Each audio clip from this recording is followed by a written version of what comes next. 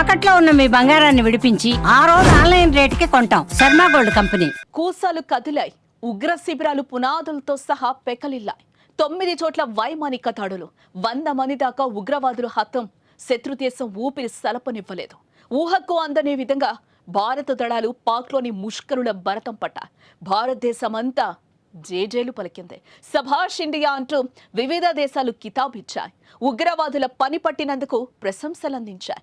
కానీ పాకిస్తాన్కు మాత్రం పిచ్చెక్కిపోతోంది. ఉగ్రవాదుల అంత్యక్రియలకు కూడా ఆర్మీ హాజరై తన బుద్ధిని మరోసారి చాటుకుంది. మరోసారి అడ్డంగా బుక్కైపోయింది.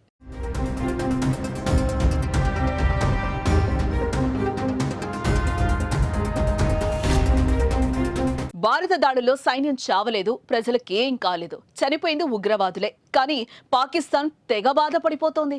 ఉగ్రవాదులను పెంచి పోషించలేదని డైలాగ్స్ కొట్టే ఆ దేశం మరోసారి అడ్డంగా దొరికిపోయింది. ఓ టీవీ యాంకర్ ఉగ్రవాదులు చనిపోయిన వార్త చదివి బోరు నేడుస్తోంది. ఆ దేశ ఆర్మీ ఏకంగా వారి అంత్యక్రియలకే హాజరై వారిపై ప్రేమను చాటుకుంటోంది. దేశం కోసం పోరాడిన వీర జవాన్లు వీరమరణం పొందితే సైనికాధికారులు అంత్యక్రియలకు హాజరవ్వాలి. దేశ ప్రజాప్రతినిధులు మరణిస్తే హాజరవ్వడం ఆనవాయితీ.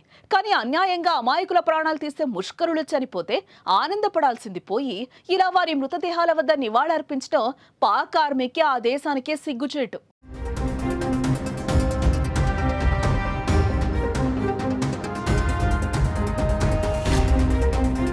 మంగళవారం అర్ధరాత్రి దాటాక పాకిస్తాన్ పై భారత యుద్ధానికి దిగింది. వైమానిక దాడులు సాగించింది. ఏకధాటిగా మిస్సైళ్లను సంధించింది. ఆపరేషన్ సింధూర్ పేరుతో ఉగ్రవాదాల స్థావరాలపై దాడి చేసింది. తెల్లవారుజామున 2 గంటల సమయంలో చీకటిని చీల్చుకుంటూ తొలి మిస్సైల్ పాకిస్తాన్ భూభాగంపై పడింది. ఇక దాని తర్వాత ఒకదాని వెంట ఒకటి భారత క్షిపణులు పాకిస్తాన్ గడ్డపై కని విని ఎరుగని విధంగా విధ్వంసాన్ని సృష్టించాయి. దశాబ్దాల కాలంగా పాకిస్తాన్ భూభాగంపై ఉంటూ యథేచ్ఛగా తమ కార్యకలాపాలను నిర్వహిస్తూ వస్తున్న ఉగ్రవాద సంస్థలను లక్ష్యంగా చేసుకుని భారత్ ఈ వైమానిక దాడులను చేపట్టింది.